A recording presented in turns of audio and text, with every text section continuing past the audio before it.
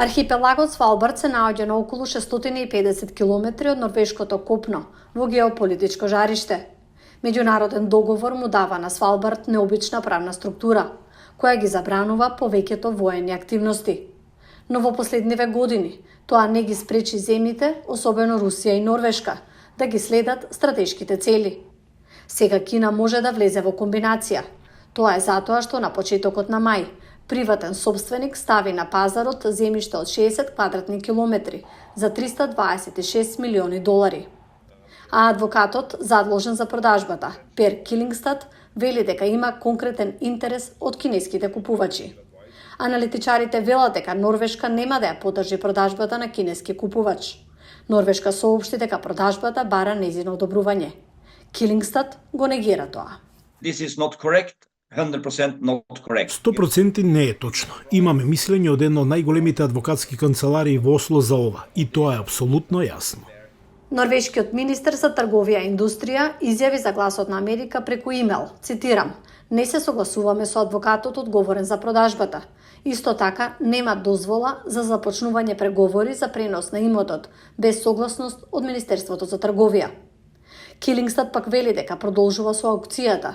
Аналитичар за Гласот на Америка изјави зошто норвешката влада може би сака да интервенира во продажбата. Самиот Арктик добива многу поголемо меѓународно внимание поради безбедносните грижи. Постои голема загриженост дека Арктикот ќе забележи последици од очигледно влошените односи меѓу Западот и Русија, така што времето за ова е прилично јасно.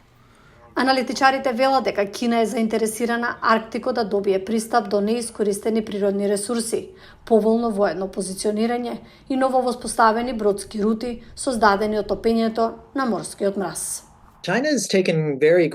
Кина се потруди да нагласи дека нема воени цели на Арктикот, а нејзиното военото присуство на Кина на Арктикот беше многу мало. Единствениот пат кога Кина беше воено вклучена на Арктикот беше во соработка со Русија.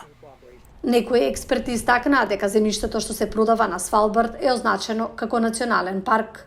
Возењето со моторни санки преку него веројатно би било нелегално, така што секое користење на земјиштето за потенцијален купувач надвор од истражувањето би било проблематично. Но Килингстад вели дека купувачите се фокусирани на долгорочна корист од поседувањето на земјиштето.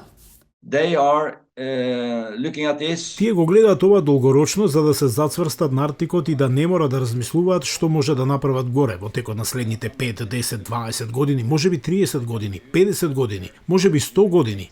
Затоа што ова е единствената можност да стекнете земјиште во така наречениот висок Арктик. Килингстад рече дека продавачот, за кој локалните медиуми велат дека е компанија во собственост на норвежанец со руско потекло, не бил загрижен за продажба на држави како Кина, кои имаат лоши досиеа за човековите права. Тој посочи дека филантропи може исто толку лесно да го купат земјиштето. Но на крајот, рече Килингстад, земјата ќе биде продадена на оној што ќе понуди најмногу.